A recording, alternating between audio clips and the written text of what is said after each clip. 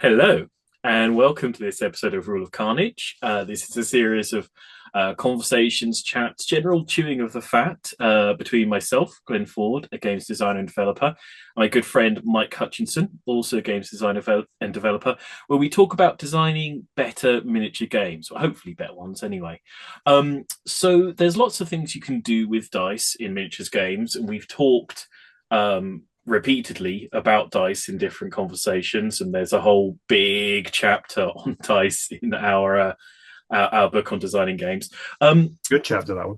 Yeah, no, that it is genuinely one of my favorites. I got a whole game out of it.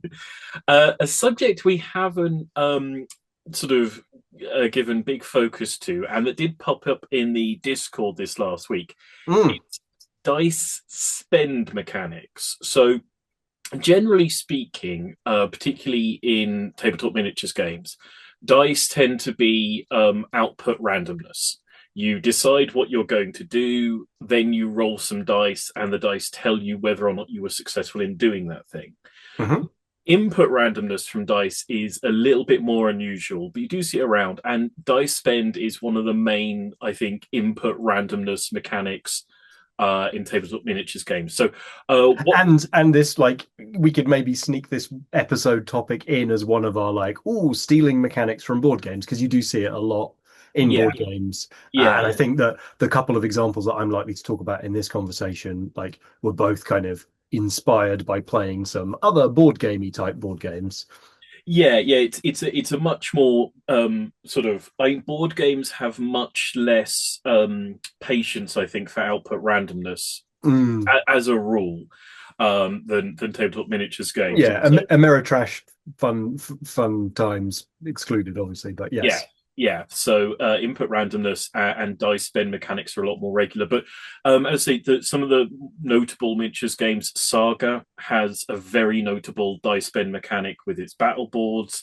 Relic Blade has a dice spend mechanic for actions. And its sequel, Curse Breaker, has like a more input randomness version of that. Yes, Relic. Yeah, so yeah, And in fact, because like Great Helm has a similar thing, which I feel like the Great Helm kind of dice spend initiative spendy thing came out of maybe messing around with Curse Breaker. So that's another one.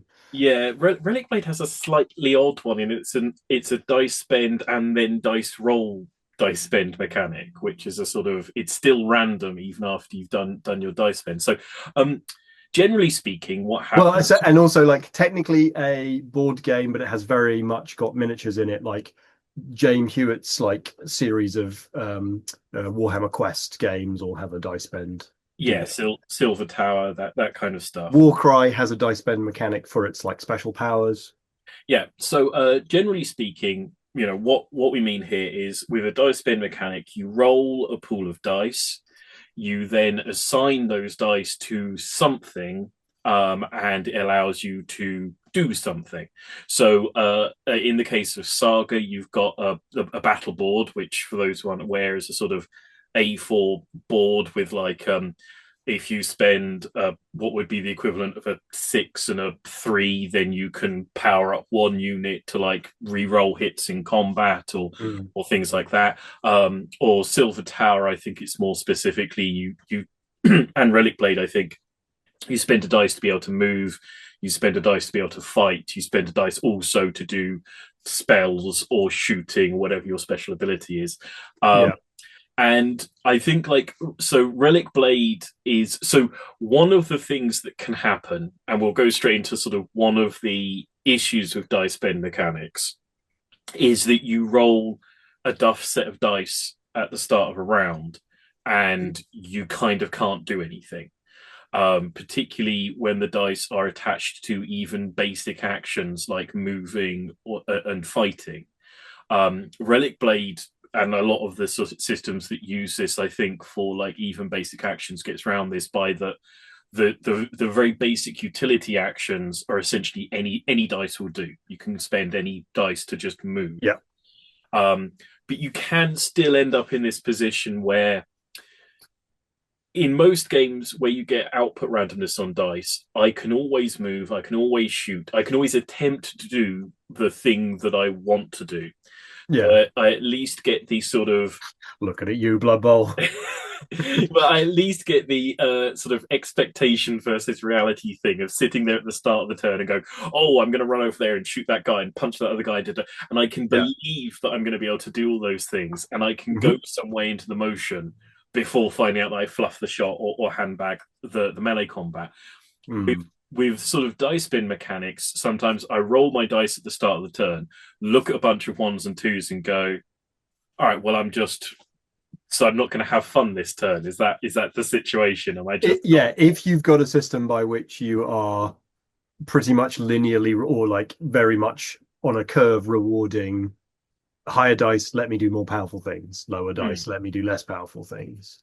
Um, and that's exactly why games like games like Relic Blade allow you to assign, or Silver Tower allow you to assign rubbish dice to more generally useful, less powerful but like more universally useful abilities. So like your so in terms of like utility, the lower dice have like higher utility but lower power, and the higher dice have less utility, but when you need them, they're exactly what you want and they're a little spike of power. And that gives you like a sort of an ability to control, like, if I roll a bunch of bad, if I roll a bunch of low numbers, hopefully the question that then is presented is like, ooh, you've got a lot of movement and blocking, but you don't have a lot of attacking. So what are you going to do with that? That should hopefully be an interesting challenge of like, ooh, I thought I was going to have an aggressive turn, but I haven't got what I need to do that. So I'm going to have to play the hand I've been dealt. yeah, and I think there's lots of ways of getting around that issue. So, like Saga's battle boards are very nicely designed for this, and they do several things to get you around the "I've rolled a load of garbage dice." The first thing is that the basic thing you do is activate a unit with a dice, and the more elite units can take any dice to be activated. Oh, So that's right. if you've built a sort of a force that has a decent number of elite troops in it, you'll always get to activate them, and then they go into sort of normal skirmish game activation things where that means you can move, you can shoot, you can fight, you can do whatever. You don't spend separately for those actions like you would in a sort of more narrative single character game. The other thing is that every Saga battle board has a spend a dice to re-roll the rest of the pool, Mm. and that's a sort of quite a classic mechanic generally in dice games, which is, you know, take a pool of X many dice, remove one dice from the pool to re-roll the pool, and do that at sort of ad Yeah, I infinitum. don't know if you've played Roll for the Galaxy, but that game is bestrewn with like funny little economic conversion engines for taking one dice result and turning it into another, or letting you re-roll it or whatever. Yeah, so If you're sort in, Roll for the Galaxy is a really interesting one to look at. It's not my favorite game in the world, but it like has so many mechanics that it's got like a whole smorgasbord, like sampling platter of different approaches to some of the problems in dice spend mechanics. yeah, and I think if you are considering sort of putting a dice spend mechanic into a miniatures game, looking at some Euro game, because Euro games are so obsessed with not like allowing you to control probability and not Yeah. probability to take things away from you. Any Euro game that has a dice spend mechanic in it will almost certainly have layers of dice mitigation, not just like, basic dice mitigation, but like extra dice mitigation you can buy in order to like control the probabilities and such like. And the other thing that Saga does that's very, useful in this respect is that the boards themselves have lots of different ways of combining dice. So you'll regularly have boards that have two rubbish dice basically unlock this power, or one dice of any kind and one dice of a higher kind, or any number of any kind of dice, and then you count Mm. them. So that has, any a Saga battle board has like nine different powers.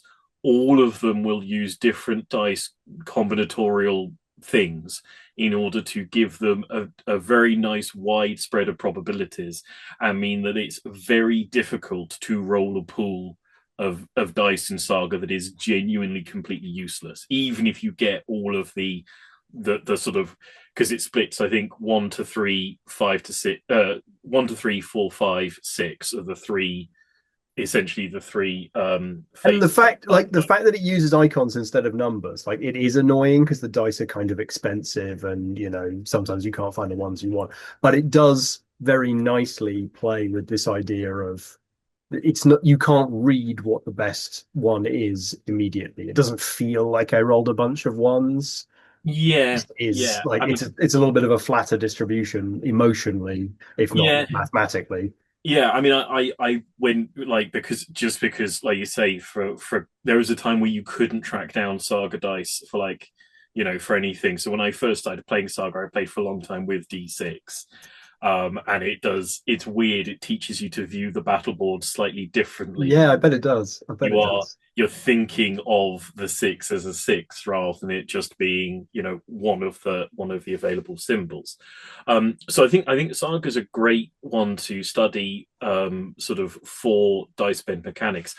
The other thing, I was going, going to say, were you going to move off Saga? Because there's another thing I wanted I to talk know I about. was going to say one last thing about Saga, which is specifically the thing that gives Saga the ability to do this is ultimately a product solution. The battle boards are a Right. product solution.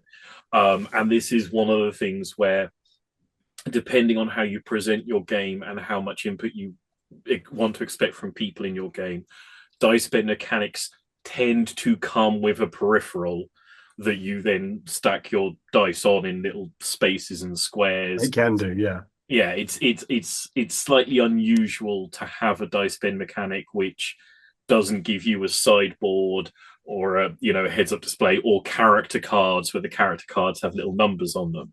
All So right, gentle listener. I'm gonna debunk that one in a minute, but I I mean, it's but I know what you mean. Like uh, having a command helm, having a control board, like it is a very natural place to want to go and park some yeah, dice in slots. yeah. I'm not saying it's impossible. I'm saying that it tends to be a unifying feature of dice bend mechanic games that they have some sort of little thing, and it is sort of it is a good visual aid to sort of see that you're stacking your dice in certain places, and so you can see where you're spending them, and then you can sort of the battle board where you can look at it and see your master plan sort of It in also helps with the problem that, like, oh, I rolled some dice and now I'm going to use them to spend for actions. Okay, I need to attack you. Oh, I've picked up my action dice and rolled them. Damn it.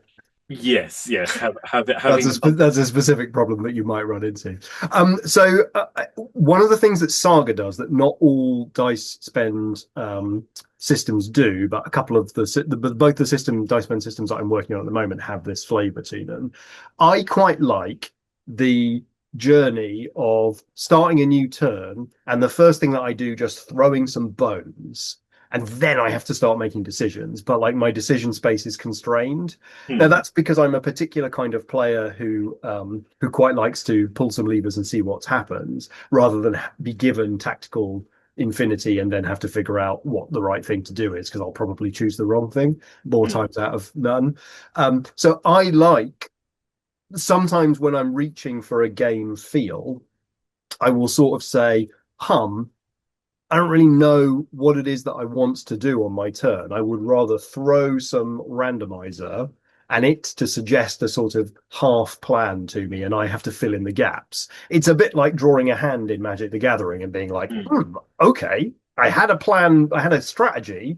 Here's the stuff I've got to work with right now. That's interesting. Let me see if I can optimize. Yeah, I mean, Malifaux obviously has a very similar sort of thing where you're thinking, well, I need to do this in my turn. Obviously, because you draw your control hand, you're like, okay, well, I'll definitely be able to do this, and I'll definitely be able to do that. But Yeah, I again, was going to bring it up because cards do work well in this like input randomness spend to do output. And you're exactly right. They have that same thing where it's like, okay, I was planning to have an aggressive turn, and in my mind I was going to take both that model and that model out and really dominate this strategy or whatever. I haven't got enough high cards in hand to guarantee that, so I could still pull the trigger and risk it and hope that I get better numbers, Or I could go, no, actually, I'm going to just pick one of these things, guarantee that, and play defensive on the other side. Or, I was going to summon a replacement and I didn't get the right suit in my hand or whatever. So that's, I think, another thing is that, like, in the middle of the game, we start a turn, I roll the bones, I had a rough idea about what I was going to do, and then the game says, well, maybe you should reconsider that. And that can be fun if it's not just like a, haha, you thought you were going to have a good and powerful turn, you're not, lol. Yeah, yeah, and it is sort of like obviously with Malifaux, obviously you draw your control hand, you're almost certainly going to use the cards in your control hand, but you actually could just draw your control hand and put it to one side and play. You can Hmm. do all the things you're going to do. The control hand gives you certainty in the things you're trying to do. Whereas in Saga, you literally need the Saga dice to fuel the units. Without rolling the Saga dice and engaging with the Saga dice, your units can't do anything. They literally just stand there not knowing what they're going to do. So it is slightly different. The equivalent for Malifaux would be like playing a game. I mean, High Elves used to literally have this spell, but like playing a game of Warhammer and rolling some dice and putting them to one side and being allowed to reuse those dice to replace bad dice rolls would be Yeah. the true equivalent to what Malifaux does. It's a Um, classic mechanic. I think at least two factions have access to that mechanic in Warhammer at the moment. yeah, it is something that I think that there should be more of personally. Well, I think that the characteristics that make it fun, like, there's a part of me that's sort of like, this is one of those things where the further you stray down this path, the more you are focusing on something other than a miniatures game, and you've got this funny little engine thing off to the side. So, like, acknowledging that the more intricate you make that dice spend mechanic, the more not looking at the table you are. hmm, And some people have a legitimate, like, not a criticism, or just like a sort of like, they don't fancy playing Saga because it feels a bit board gamey. And I can get on board with that criticism. I like it, but I can see why people wouldn't, or might not. yeah. So with that said, like, there is still um this I forgot where I'm going with this now. But yeah, no, I mean, I agree. Saga can be a game about managing your battle board, and it is interesting that the skirmish game mechanics of Saga are relatively stripped back in many ways, other than the because the other sort of standard mechanic in Saga is the fatigue spend, and Hmm. but if it weren't for the fatigue spend, the skirmish game itself would be about as basic a skirmish game as you could really sort of possibly imagine. There's not a lot of sort of there aren't flanks and rears. There's not sort of momentum to the movement. It's quite basic, and all the units have incredibly basic. Like, it's one of the great things about it is that you get Hmm. 4, 8, or 12 people in a unit, and they're armed all identically, unless you give them like great weapons, or horses, and you don't even have points values. So it's an interestingly sort of stripped back game because a lot of the focus is on that battle board. And if you don't, Yeah, and there's no reason why that shouldn't be the case. That's a legitimate way mm, of focusing. And Saga sort of says, look, it's about, we're dealing with low technology historical forces. There are no magic powers. There is no, like, massive MacGuffin that makes one team better than the other. It's about their training. It's about their commanders, and that's what the battle board represents. yeah, and I really like the way that Saga does it because those battle boards are where the flavor for a particular faction comes from, and the way that different battle boards interact with each other end up being a sort of quite a clean way that you can kind of see the game evolving, because it's like there's not an army book's worth of units, and units don't have special rules. There's one A4 thing, and if you really want to at the start of the battle, you can yoink your opponent's one and go, just give me a minute and study it up and learn them pretty rapidly. So Um, before I move on to one of my current examples, um, like, I tried nicking the battle boards from Saga and putting them in A Billion Suns, and it's worth, like, just spending a little moment about my journey, our journey together, like, mm, trying to put that mechanic in and then realizing that it was the wrong mechanic and pulling it out again.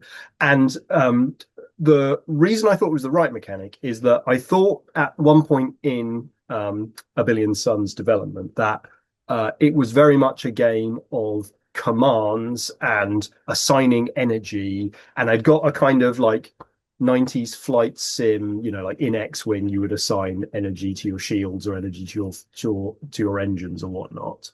And a sort of like it's a grand strategy fleet game, like what your admiral can do, orders from Battlefleet Gothic, all of those ideas were buzzing around. And I was thinking, well, I really like this battle board idea. Let's try rolling some dice and assigning some things.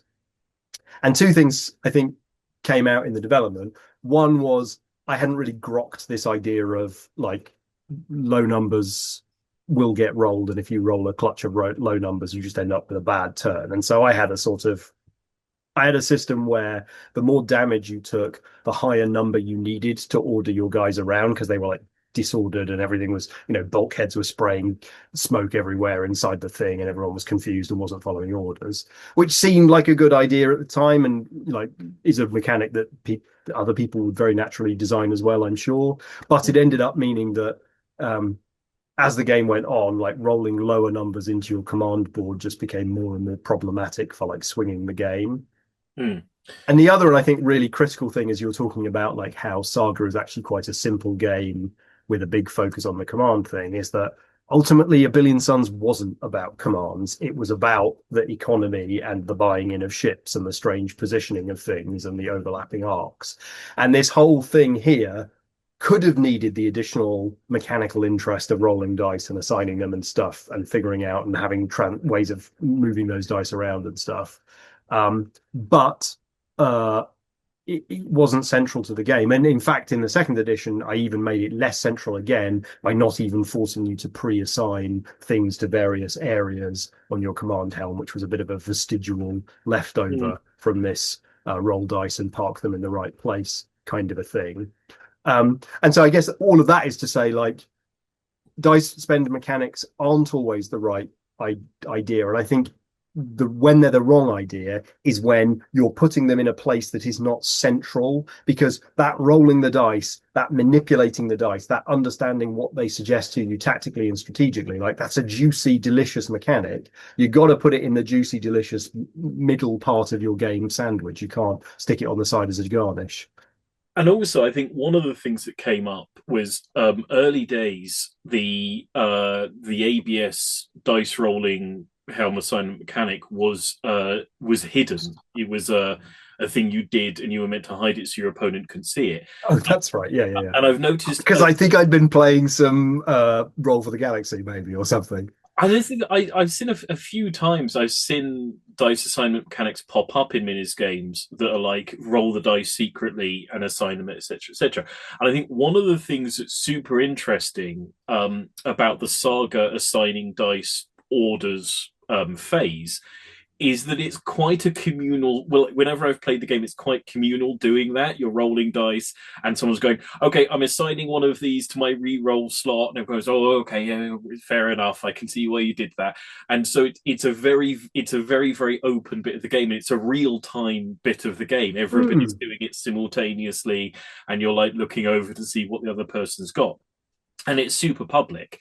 And I think like the quite often people go, "Oh well, we're assigning dice to a board that could be done behind a shield, and then we will reveal what we've got, and that will be a haha and a sort of an interesting like hidden information moment." And I think that that's almost certainly the wrong way to view dice assignment. Aside from the sort of the obvious thing of people can just cheat, people just can just cheat.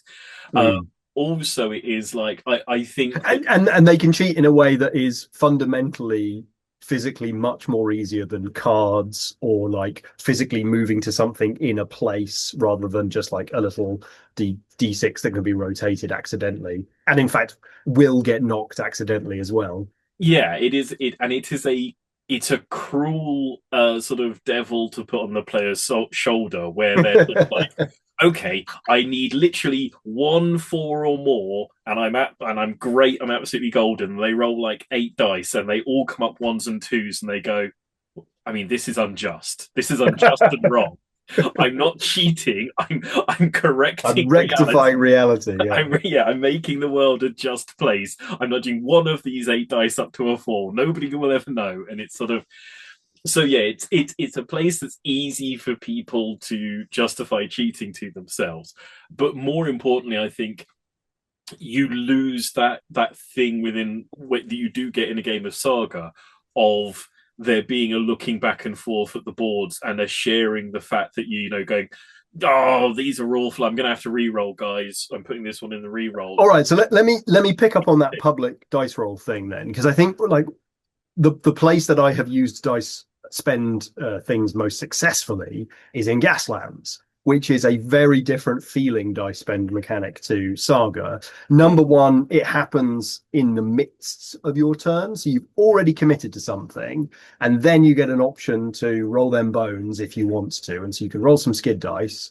And that choice is yours. And there's it was fun having some new Gaslands players arrive in the Planet Smasher Discord the other week and sort of restart for us like a hoary old chestnut of like, how many skid dice is the right number to roll? Like, oh yes, well that is a fun discussion, isn't it? And the dice they produce some symbols exactly like Saga dice, and then you get to spend those symbols on a variety of actions. And so the most common symbol, the shift symbol, has a ton of different like actions that are available when you spend that. You can cancel dice, you can delete hazards, you can change gear, and so forth. And then there are some other ones which only have a single, possibly problematic action, and so you either spend them or you cancel them. And I really like the dice spend mechanic in Gaslands because it often becomes a little public puzzle with people like passenger seat driving and going like, oh, remember you can re-roll that once. Oh no, I'd probably keep that one. Oh no, because you've got to get up into third gear. And we do this a lot in demos and stuff, but like the skid dice roll, like firstly you will roll it and you'll see immediately whether you've got roughly what you need, and so you can celebrate or commiserate right on the roll. And the second thing is that then people can have a little debate about what the right way to shut up. I'm just let me do it. I'm gonna do this. I'm gonna change gear once, and then I'll figure out what to do with that slide. Yeah, absolutely. And obviously, I've demoed a lot of games of Gaslands where it's sort of the first thing is always you don't have to roll any of the dice if you don't want to, but once you've committed to it, it's then laying out that there's usually like 3 or 4 different ways of dealing with any given sort of Gasland skid dice roll. There's keeping this, there's getting rid of that, there's taking the hazard for the re-roll. Equally, that is a sort of like it's I think you max out at 5 dice doing that. Um, one of the hazard dice does nothing apart from ruin your day. The skid, the spin, and the slide are quite specific actions. So it's usually a choice about how you assign shift dice and whether you re-roll. Yeah, that's right. It has a sort of like different paths you can take with what you're going to do with those like 3 or 4 dice, but it's quite contained, which is why you can sort of have it in the middle of a turn. Yeah, and there isn't like a dice result that lets you make an additional attack, or a dice result that triggers some further action. Other than And obviously, there's a bunch of things that can give you hazard tokens and therefore trigger the further action of catapulting yourself across the table. yeah, and noticeably, this is part of why like the perks and like the special weapons, etc., they don't tend to lock into the dice. There's not a if you've got this perk, you can spend a shift to do unusual thing because you don't want Yeah, to. because that whole system is so carefully balanced around the core gameplay. Yeah, and you don't want to. Which I'm really proud of, because it means that there's a lot of people that continue to play the game without dipping into those further extended rules, because there's enough tightness in the general, like just driving the car in a racetrack shape is hard enough. Yeah, no, and Or interesting enough, I should say. Interesting enough. yeah, and there's like the all the other phases and all the other sequences have things that the perks can like lock into and twist and play around with.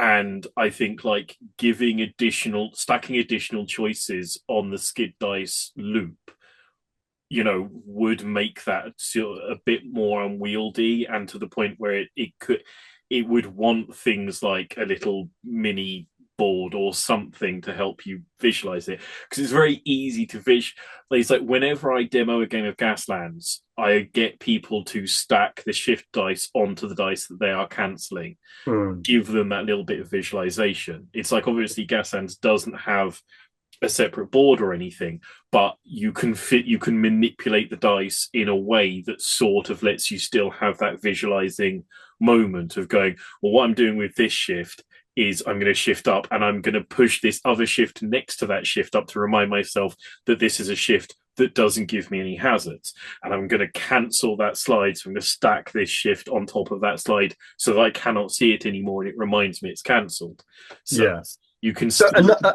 another thing that Gaslands does with the skid dice spending system, which like Saga doesn't do, and things like Relic Blade don't do either, is um, the actions you choose to take generate new dice for you to spend effectively. So on the template, you've got these template icons, and that can give you a result, a shift result or a hazard result, which you then have to deal with.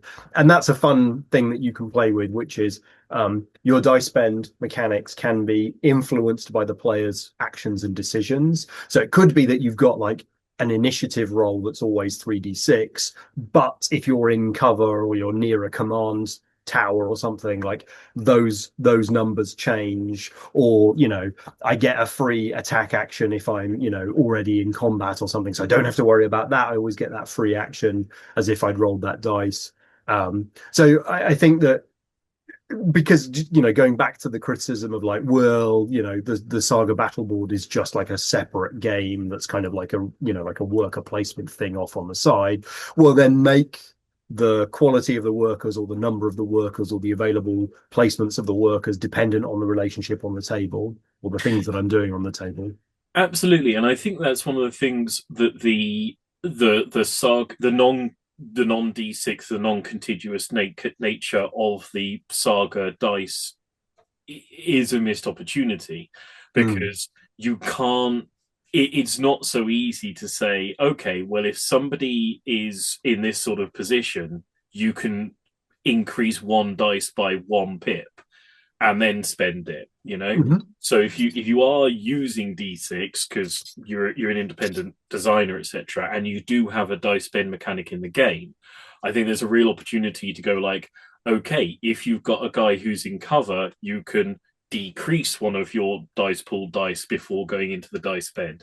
If you've got Mm. a guy who's in close combat, you can increase one of the dice, etc., etc., and then you can go like, and then lower value dice can be defensive abilities and higher value dice can be melee abilities and such like. Yeah, yeah, yeah. And you can have things like you say that tie in the miniatures game to the dice spend mini game and backwards and forwards. And so you can go like, okay, well, I want to go very melee focused next turn. If I get more people into melee, it'll power up my the meleeness of my dice pool. And having those things, whenever you can have a loop like pay into and relate to each other, and get something into a little sort of you know backwards and forwards circle, I think that's always beneficial. And yeah, and tying the miniatures game back into the dice spend and reminding everybody that you're not just playing a board game, you are playing a miniatures game, I think is a strong way to go. Mm-hmm. Did you want to sort of talk more specifically about the things you're working on, or I mean, I think we covered most of the points that I wanted to raise through those as examples anyway. Um, yeah, no, I think that's it. Like, I guess going back to the beginning of this conversation, like I nick a lot of ideas from board games that I play. And mm, like one of the games that I'm working on right now is it's the Hexton Hills Kickstarter project that they've recently Hexton Hills Graven Guild recently did a Kickstarter for more of their awesome little hexagonal tiles, and I'm mm, designing them a game which like wants to be a little bit Mighty Empires, a little bit war game campaign system, but a little bit like a simple kind of dudes on a map board game war game situation. And I've spoken a bit before about my my pleasures playing War of the Ring over the last year. And War of the Ring has this really nifty dice spend mechanic right at the heart of it, which is at the start of your go, you roll some custom dice, they produce an array of symbols, and then you get to spend those symbols to take specific actions. Mm, And so you're like, it's not a like in Silver Tower, you might roll a bunch of dice and then you need a 3+ to make a melee attack with your big hammer or whatever. This one, you roll the dice and it'll come out with a an army icon. And so the army icon has like two things that you can do. You can like move an army or bolster an army or something. And so you roll those dice and you're like, looks like I'm having an army kind of a turn. All right, I better count. Like I had a strategy and it needed to happen over the next few turns. This turn, it looks like I'm going to lean into the army part of my strategy because I don't have the like moving characters around and using character abilities dice icons this turn. So I am like I haven't replicated that exactly in this Hexton Hills game, but like that idea of the texture is I'm standing in front of an entire kingdom. I roll a fistful of dice and I go, what shall we do with our power this season? Like that's very much the sort of feeling that I'm going for. mm, Um, and I'm right now dealing with the challenge that the more variation I add in like the target numbers that are required, the more irritating and like difficult to grasp the game becomes because like mm. you're like, oh, did I need a 3 or a 2+? I can't remember. Um, and so I don't think I'll get to the point where it's like, oh, I'll just throw these away and you can just have 7 actions or whatever. But one of the things is like, there has to be a little sort of board gamey like summary card in front of you that tells you like, moving is a 2+ and marching is a 5+, and like bolstering an army was a 3+, and marching but into a mountain, that's a 6+.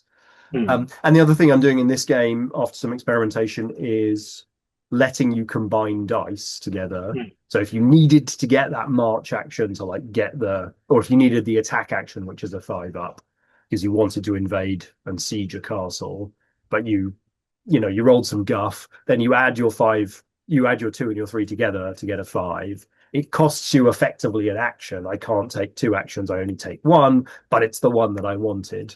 And so that has provided like a bit of fun because that's a bit like saying, well, in War of the Ring, if I like rolled a bunch of army dice, but what I wanted was a character dice, I could take 2 army dice, smash them together, and get the dice result that I really wanted, which you can do with D6s and you can't do with custom dice. Yeah, yeah. I think like so for a sort of roundup on this, and that ties into I think one of the central ideas about if you're going to have a dice assignment mechanic is dice mitigation of some kind. You want to have Mm-hmm. some form of dice mitigation in there somewhere, whether it's, they say, combining dice, re-rolling dice, turning dice to different faces. There needs to be some level of dice mitigation to, cover the, because even if it's like there's no such thing as bad results, there are such thing as results that just ruin the fun you were going to have because it's making, Yeah, there's the wrong results for you. yeah. So dice And like mitigation, you need those because otherwise it's not an interesting roll. yeah, But too many of those or no way to mitigate them, yeah, then yeah. it just So becomes no fun. yeah, how you're going to do dice mitigation is important and central, I think, and it has to be something that's clear to everybody how they can do it because Mm. that's going to be central to how they understand their options when the dice come down. I think consider the product solution of how you are going to let people visualize the dice and the dice placement. It doesn't need to be with a battle board or a separate sideboard or something, but Or custom dice with icons. yeah, Like, it doesn't have to be all those things, but think about the way that your players are going to literally look at the dice and stack them and place them and move them around to allow them to grasp what they can actually physically do in a turn, because they are going to have that pool and move them across as they make decisions, even if it's just from one side of the table, which is the thinking side of the table, over to the committed side of the table to help them visualize that. free idea, because I'm always thinking about Space Fleet. You could combine this with a dexterity mechanic and you throw the dice and where they land matters rather than what they landed on. Yeah, yes, there is certainly the You had a option command to board and you dropped them on. to have a battle board in the in a box and drop them in Hmm. there and see what happens. Um, so yeah, consider like the way that your players are gonna, because they're gonna need to visualize their dice, because they're gonna need to assign them, they're gonna need to place them, help them out with that, because it can be something that's hard to grasp in your head.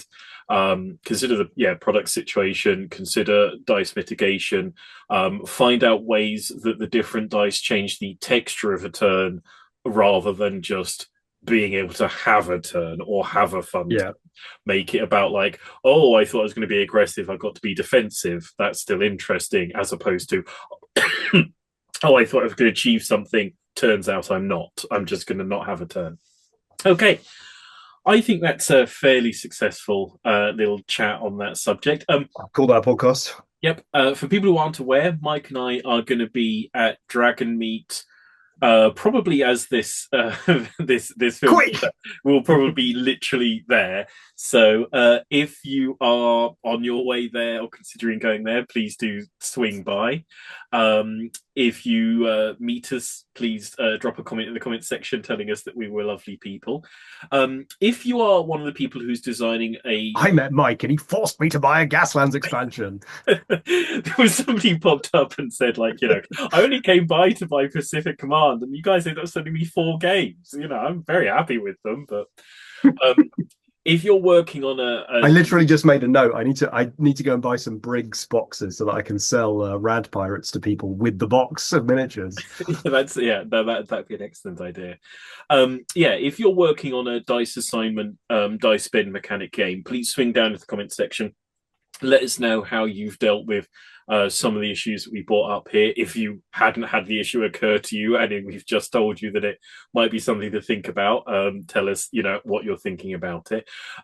Check out the link section where there's ways you can get to our Discord and you can chat with people who are working on dice spend games. You can chat to us who are talking working on dice spend games. There are also links there to various places where you can buy our stuff. You can support the channel directly by joining our Patreons. You can support it indirectly by buying our games, and there is a link across to some channel merch somewhere down the bottom there. Do hit like and subscribes. But I haven't got one of those t-shirts yet. I'm definitely going to get one of those t-shirts. It feels weird because I'd have to pay myself to begin to get a t-shirt. I do that all the time. Where do you think I get my Space Kids t-shirts from? Yeah. I'm off to get a Rule of Carnage t-shirt. Okay. Hit like and subscribe. Thank you from this conversation, from this episode of Raw Carnage. It's going to be a thank you and goodbye. So Goodbye. thank See you, you next goodbye. time on the internet.